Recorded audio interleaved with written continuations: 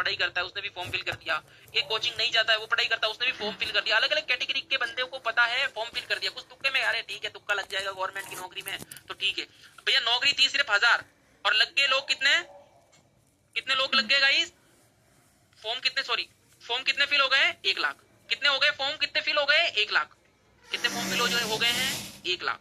नौकरी कितने को सबको पता है 1000 लोगों को नौकरी लगने वाली है जो 1000 रैंकिंग में रहेंगे। सही कह रहा हूं मैं, 1000 लोगों को ही लगेगी नौकरी।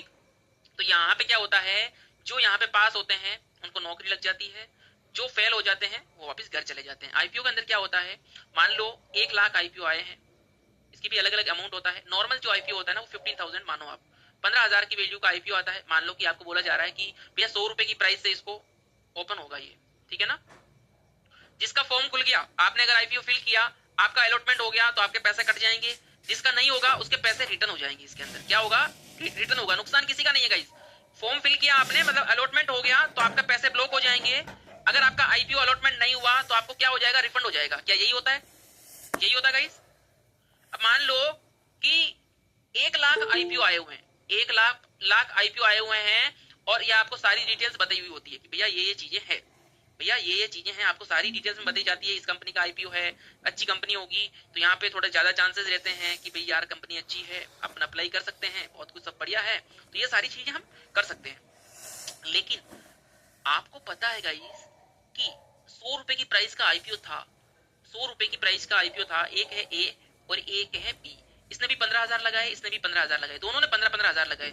ए का आईपीओ ओपन हो गया, पैसा ब्लॉक हो गया इसका, और बी का क्या हो गया, रिफंड आ गया। क्या आ गया, रिफंड आ गया। और आईपीओ खुल गया गाइस 210 रुपए पे, 200 मान लो समझने के लिए। तो इसको कितना प्रॉफिट हो गया, कितना प्रॉफिट हो गया भाई,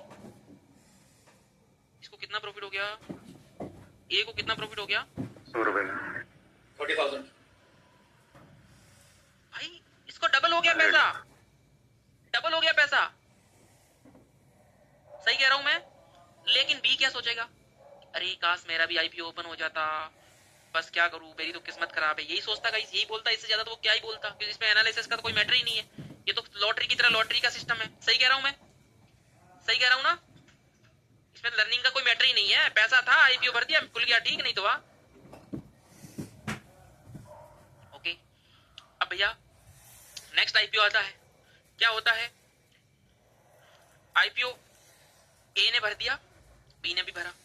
इस बार क्या होता है गाइस, इस बार बी का खुल जाता है, इस बार बी का ओपन हो जाता है और आईपीओ की प्राइस क्या खुलती है, 80 रुपए या फिर 50 रुपए। एलआईसी का एग्जांपल ले लो, 50 रुपए, 100 का सीधा 50 में 15,000 डाले भैया। अब तो आईपीओ जैसे मुझे स्टॉक दिख रहा है, अब तो मुझे 7,500 ही दिख रहा है। इसको लॉस हो गया गाइस, लॉस हो गया, 15 डाला 7.5 दिख रहा है, ये तो नुकसान है ना गाइस। तो आईपीओ में ये होता है, फिक्स नहीं है। आपने अगर 15,000 लगाए तो 15 का आपको 30 भी मिल सकता है और 15 का 10 भी आ सकता है, समझ रहे हो ना। ये भी एक वही हो गया, कंपनी के फंडामेंटल स्ट्रांग है तो यहाँ पे थोड़ा आपके चांसेस रहते हैं, हाई चांस रहते हैं कि आपको प्रॉफिट मिलने के चांसेस रहते हैं। आजकल थोड़े आईपीओ में कुछ ज्यादा ही प्रॉफिट मिल रहे हैं। सही है ना गाइस, इतना समझ में आया आईपीओ का, कुछ ज्यादा रॉकेट साइंस है नहीं। कंपनी को फंडिंग की जरूरत होती है, हम आईपीओ फिल करते हैं, ऑलमोस्ट 15,000 के आसपास अमाउंट चाहिए, अपने फॉर्म फिल कर दिया तो क्या होगा, क्या हो गया, अलॉटमेंट हो गया तो पैसा कट जाएगा, और जो भी आईपीओ जिस प्राइस से लिस्टेड होगा अपने को उस हिसाब से ही प्रॉफिट मिलेगा, और बाद में वो एक शेयर में कन्वर्ट हो जाता है, फिर वो स्टॉक बन जाता है, फिर वो स्टॉक बन जाता है। उसके बाद तुम्हें भाई 100 स्टॉक खरीदने हैं, 1000 खरीदने हैं, 200 खरीदने हैं, इन्वेस्टमेंट के तौर पे खरीदो, करो, कुछ भी करो। ओके गाइस, इस चीज को ध्यान में रखिएगा, ठीक है ना।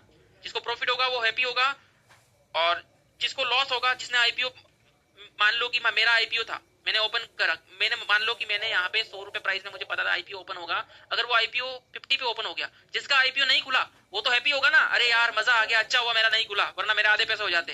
अब तो 50 के भाव से स्टॉक खरीद सकता है। सही कह रहा हूँ गाइस, सही कह रहा हूँ ना, इस चीज को ध्यान में रखिएगा। ओके, ज्यादा कोई रॉकेट साइंस नहीं है। नेक्स्ट में चलता हूँ गाइस, एनएससी और बीएससी। क्या होता है एनएससी बीएससी, किसी को पता है?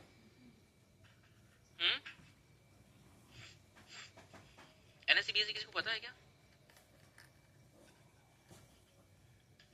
जी, अरे यार एनएससी बीएससी पता नहीं है, नेशनल स्टॉक एक्सचेंज, एक्सचेंज है, तो एक्सचेंज है। ये समझ लो गवर्नमेंट का है, ये प्राइवेट है। बॉम्बे स्टॉक एक्सचेंज पुराना है एक्सचेंज है और ये एनएससी गवर्नमेंट का है, और अपन एनएससी में ट्रेड करते हैं। अभी बताऊंगा क्यों करते हैं, क्योंकि इसमें वॉल्यूम ज्यादा होता है। किसके अंदर? एनएससी के अंदर, इसलिए हम ट्रेड करते हैं। अब किसी को पता नहीं कि भैया ये एनएससी बीएससी क्या सिस्टम है। मैं अगर जाता हूँ ना गाइस गूगल पे, अगर मैं यहाँ पे लिख दूंगा ना टाटा मोटर लिखूँ, Tata power, T A Tata power लिख दिया मैंने, टाटा पावर लिखा मैंने, तो क्या यहाँ पे आपको एनएससी दिखाई दे रहा है? क्या यहाँ पे आपको एनएससी दिखाई दे रहा है? दिखाई दे रहा है। क्या यहाँ पे टाटा पावर में बीएससी भी दिखाई दे रहा है? जी। तो अब मैं टाटा पावर एनएससी पे क्लिक किया तो इसकी प्राइस कितनी दिख रही है? क्लोजिंग प्राइस क्या मुझे 471.95 दिखाई दे रही है? 471.95 दिखाई दे रही गाइस है? दिखाई दे रही है? अब मैं आता हूं टाटा पावर बीएससी में, Tata power TA Tata power BSc के अंदर इसकी प्राइस कितनी दिख रही है? इसकी 953, इसकी दिख रही है 47505, इसकी दिख रही है 471.05। कितना फर्क है भाई? 90 पैसे का, 90 पैसे का ही तो फर्क है ना? तो इसमें क्या होता है, एनएससी और बीएससी में क्या फर्क रहता है? कुछ पैसों का, कुछ रुपए का, इतना ही फर्क रहता है, ज्यादा नहीं है कि ये 470 है तो वो 400 में मिलेगा, ऐसा नहीं है। 1 रुपए का या फिर पैसों का फर्क दिखता है। इतना समझ में आ गया? तो यार प्राइस सेम है तो हम ट्रेड क्यों करेंगे इसके अंदर? तो हम बीएससी में भी कर सकते हैं। ये सवाल आता है लोगों के मन में, आता है कि नहीं आता है? आता है कि नहीं आता है? करेक्ट सर, आता है। अब भैया सिंपल चार्ट है, ओपन करते हो ना, मैं यहाँ पे टाटा पावर, इस चार्ट में टाटा पावर भी अपना बीएससी हो गया, इधर दिखाई दे रहा होगा, और ये टाटा पावर एनएससी हो गया। मैं टाटा पावर एनएससी में जाता हूँ। पहली क्लास थोड़ी सी बड़ी हो सकती है, मैं चाहता हूँ आराम से हर एक चीज समझूं। टाटा पावर एनएसई, ये हो गया एनएसई।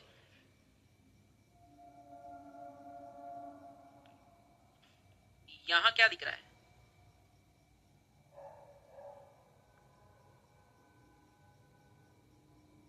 क्या दिख रहा है? वॉल्यूम कह सकता हूँ,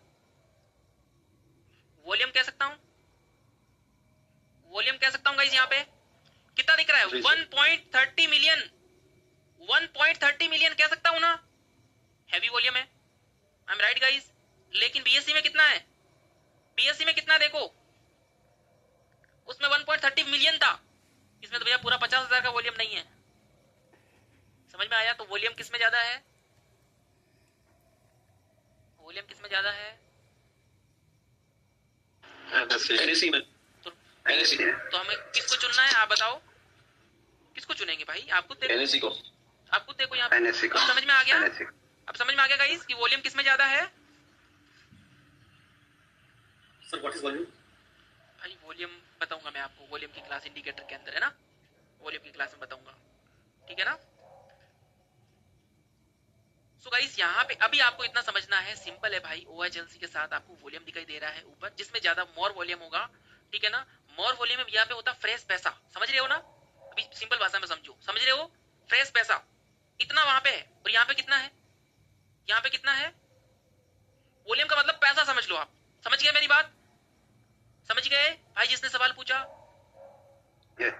समझ लो कि मेरे पास 1 करोड़ है और किसी के पास 50,000 है, तो पावरफुल पार्टी कौन सी होगी? तो टिकट किसको मिलना चाहिए? पावरफुल कंपनी को। जी बिल्कुल, सिंपल है, सिंपल, कुछ रॉकेट साइंस नहीं है। तो अब बात करते हैं, आपको सिर्फ इतना ही देखना है इस स्टॉक के अंदर, ऊपर जाके ये सिंपल लिखा हुआ आता है वॉल्यूम, भारी किसका है भाई, सिंपल है। अब हम बात करेंगे, भाई म्यूट रखो, म्यूट रखने की, आराम से क्लास को पढ़ो अच्छे से, है ना? सर मैं फ्रेशर हूँ, ओके भाई कोई बात नहीं, पूरा A to Z पढ़ रहे हैं अपन, घबराओ मत। सो नेक्स्ट हम आते हैं गाइस, एनएससी बीएससी कंप्लीट हो गया, अब आते हैं फंडामेंटल को कवर करते हैं। What is a fundamental? किसी को पता है फंडामेंटल एनालिसिस किसे कहते हैं? आपने बहुत सुना होगा फंडामेंटल एनालिसिस, वो एनालिसिस, बहुत सारी चीजें सुनी है फंडामेंटल के ऊपर, सुनी कि नहीं सुनी बताओ? जी सर। तो मुझे एक बात बताओ, आज आपने ट्रेड किया, ऑप्शन ट्रेडिंग की है आपने, किसी ने फंडामेंटल देखा क्या? निफ्टी में किसने ट्रेड किया? निफ्टी, बैंक निफ्टी, किसी ने ट्रेड किया आज? yes, तो आपने फंडामेंटल देखा? Yes sir. फंडामेंटल देखा? नहीं देखा। तो क्या ट्रेडिंग में फंडामेंटल जरूरत है? नहीं है। फंडामेंटल कब जरूरत है? म्यूट करो, म्यूट करो। फंडामेंटल कब जरूरत है? जब स्टॉक में भी नहीं, फंडामेंटल तब जरूरत है जब आप इन्वेस्टमेंट कर रहे हो, और वो क्या कर रहे हो, लॉन्ग टर्म इन्वेस्टमेंट कर रहे हो कि भाई 2 साल के लिए कंपनी का बैकग्राउंड देखते हो कि आपने कोई स्टॉक ले लिया, अब आपने टाटा पावर देखा, आपने पता चलता अरे यार ये कंपनी ठीक है, अच्छी कंपनी है, तब आप वहां पे टेंशन नहीं है आपको। समझ रहे हो गाइस, समझ गए ना, समझे कि नहीं समझे? कोई ऐसी कंपनी है जिसका पता ही नहीं है क्या काम करती है, आपको कुछ पता नहीं है, तो उसमें पैसा लगाओगे तो वहां टेंशन रहेगी। तो हमेशा कंपनी का बैकग्राउंड जाना जाता है, सीधा गूगल डालोगे, लिखोगे भैया टाटा पावर कंपनी फंडामेंटल, सब कुछ लिस्ट आ जाएगी, कितना कैश है, कितना क्या है, कंपनी के कितने लोन है, कंपनी क्या है एसेट्स, कंपनी की किस किस के साथ डील हुई, क्या हुई, वो सारी चीज आपको दिखा देते हैं। तो नंबर 1 फॉर एग्जाम्पल मैं आपको बात बताता हूँ, एक 1920 होता है, एक कंपनी है XYZ, और कंपनी का गाइस टर्न ओवर है, CR में लेता हूँ यहाँ पे, ठीक है ना, कंपनी का टर्न ओवर है 10,000 करोड़, ठीक है, और प्राइस थी, स्टॉक की प्राइस थी 100 रुपए। फिर कंपनी का 20-21 का टर्नओवर आया, समझते हो ना टर्नओवर क्या होता है, उसका 15,000 करोड़ का, और प्राइस की, स्टॉक की प्राइस अगले साल बढ़ गई 150, 21-22, भैया रेवेन्यू 22,000 करोड़ का, और कंपनी के स्टॉक की प्राइस हो गई भैया 220। उसके फिर बाद 22-23 30 करोड़, भाई 300 का हो गया स्टॉक, 19-20 में 100 रुपए का था, आज 300 हो गया। अब आते हैं 23-24 के अंदर 38 करोड़ का कंपनी का टर्नओवर हो गया, और 380-385 के आसपास क्या है, स्टॉक चल रहा है। तो अब अगर आज आएगा, इस बहुत इंपॉर्टेंट चीज समझा रहा हूं मैं आपको यहाँ पे, इस वाले केस के अंदर बहुत इंपॉर्टेंट चीज समझा रहा हूँ। अब अगर आज आए तो क्या आप ये सोचोगे कि मुझे 100 रुपए में ये स्टॉक मिल जाए, क्या सोचोगे क्या ये? सोचोगे क्या? आज अगर आप इन्वेस्ट करोगे तो कितने साल के लिए करोगे, कम से कम 2 साल या 3 साल के लिए इन्वेस्ट करोगे, तो 2 साल 3 साल में कम से कम इसकी प्राइस कम से कम इसकी डबल होनी चाहिए, 700 के आसपास होनी चाहिए, 600 700 800 के आसपास, हो सकता है इससे अच्छी भी हो जाए। क्या यही सोच होनी चाहिए आपकी, यही होनी चाहिए ना? अब आप XYZ कंपनी देखोगे कि भाई कंपनी काम क्या करती है, क्या कर रही है, क्या नहीं कर रही है, Yes, sir. क्या कर रही है, क्या नहीं कर रही है, ये क्या कंपनी, क्या क्या है कंपनी, कंपनी क्या कर रही है, दिन प्रतिदिन क्या कर रही है कंपनी, ग्रो कर रही है, क्या कर रही है, ग्रो करनी पड़ रही है कंपनी, ग्रो कर रही है। तो जो भाई नया लोग होगा ना, जो नया व्यक्ति, वो सोचेगा अरे मैं तो बस 100 पे आएगा खरीदूंगा, 100 पे आएगा खरीदूंगा, पता चलता है अरे ये तो 1,000 चला गया, मैं तो इसको पहले से ही देख रहा हूँ सुजुलोन को, 4 पे था ना तब ये चल रहा था, तो भाई लिया क्यों नहीं, लिया क्यों नहीं भाई, है ना? सही कह रहा हूँ गाइस, तो लेना चाहिए था ना अगर पता है स्ट्रॉन्ग फंडामेंटल है तो वो चीजें हैं। अब मैं फॉर एग्जाम्पल और देता हूँ, एक एग्जाम्पल और देता हूँ, मैं MRF पे आता हूँ। इंडिया का सबसे महंगा स्टॉक कौन सा भैया? MRF MRF है। अब MRF की मैं बात करता हूँ तो शुरुआत कहाँ से हुई इसकी, बहुत छोटे प्राइस से हुई गाइस। यहाँ पे भाई दिख रही है, यहाँ पे प्राइस कितनी है, 1500-600 के आसपास की प्राइस थी इसकी, ढंग से देखेंगे तो हमें 600 के आसपास दिखाई दी थी एक बार, ये देखो 600 भी नहीं 400। क्या कोई व्यक्ति ऐसा सोचेगा कि यार ये 400 आएगा तो मैं खरीदूंगा, या फिर 2,000 आएगा एक दिन तब मैं खरीदूंगा, या फिर 5,000 या 10,000 आ जाएगा तो खरीदूंगा? कोई ऐसा सोच सकता है क्या इसके बारे में, सोच सकता है क्या, पहले ये बताओ? नहीं, नहीं सोच सकता ना, कि कंपनी के स्ट्रॉन्ग फंडामेंटल है और कंपनी क्या कर रही है, दिन प्रतिदिन ग्रो कर रही है। अब देखो यहाँ पे आने के बाद कंपनी, मतलब ये स्टॉक क्या है गाइस, अभी आपको थोड़ा जूम आउट करके दिखाता हूँ। यहाँ पे क्या होता है, कंपनी भागी 43,000 पे आने के बाद वापस 30,000 पे भी आई, फिर वापस कंपनी गई थी 80,000 पे शेयर भागा और वापस 52,000 पे आया, फिर वापस नया हाई बनाया 98,000 पे गया था, फिर वापस 63,000 पे आ गया। क्यों भाई, क्यों ऑल टाइम हाई बनाया यहाँ पे 151 का, फिर वापस ये 115 पे आ गया, वाई, क्यों आया ये? क्योंकि कोई भी प्राइस इस तरह से चल नहीं सकता, इसे बोलते हैं बबल। क्या बोलते हैं गाइस, गुब्बारे की तरह कोई नहीं जा सकता, मतलब ये गुब्बारा ही है, कभी भी फूट गया तो सीधा यहाँ आ जाएगा। तो क्या कर सकते हैं, तो कभी भी अगर आपको प्राइस इस तरह से जाते हुए दिखता है तो वो प्राइस है ही नहीं सही। समझ में आया, आया समझ में कि नहीं आया? तो प्राइस हमेशा कैसे चलेगा, इस तरह से चलेगा, इस तरह से, इस तरह से चलेगा। समझ में आया? यहाँ पे क्या होता है, यस, यहाँ पे क्या होता है गाइस, कोई प्राइस होता है 100 का, ये 100 रुपए प्राइस है, और 100 150 180 190, और प्राइस 190 पे आ गया, तो क्या गाइस नए नए लोग आएंगे, अरे भाई स्टॉक तो तेजी दिखा रहा है, भाग रहा है ऊपर ही ऊपर, ऊपर ही ऊपर भाग रहा है ना? जिसने 100 रुपए पे एंट्री की वो 190 चला गया, वो कट करेगा कि नहीं करेगा, यहाँ पे प्रॉफिट बुक करेगा कि नहीं करेगा, बताओ। करेगा। तो प्रॉफिटेबल ट्रेडर जहां कट करते हैं ना, प्रॉफिटेबल ट्रेडर जहां पे अपनी एंट्री कट करते हैं वहां पे लूजर एंट्री करते हैं। वहां पे कौन एंट्री करता है? लूजर। और लूजर एंट्री करेंगे वहां पे हो सकता है 190 का 195 चले जाए, और जब ये 90 से वापस जब 180, 170, 160, 150 आते हैं तो क्या होता है गाइस? मैं तो क्या करूं, जब भी मैं एंट्री करता हूं वो हमेशा टॉप पे खरीदेंगे, वो हमेशा। और प्रॉफिटेबल ट्रेडर हमेशा जैसे यहाँ पे रिवर्सल सेटअप दिख गया, एंट्री एंट्री। इस बार 190 से भैया 250, मुझे पता था, मेरे साथ तो यही होता है, देखो मैंने यहाँ पे बेचा और मार्केट ऊपर चला गया, मेरे साथ तो यही होता है, मेरे तो नसीब ही खराब है। उनको सही जगह नहीं पहचाननी आती है। सही जगह जिस दिन पहचान में आ गई तो भाई मजा आ जाएगा। तो उसके लिए क्या जरूरी है भाई? सबसे ज्यादा जरूरी है लर्निंग। विद एक्सपीरियंस भी तो मैटर करेगा, है ना।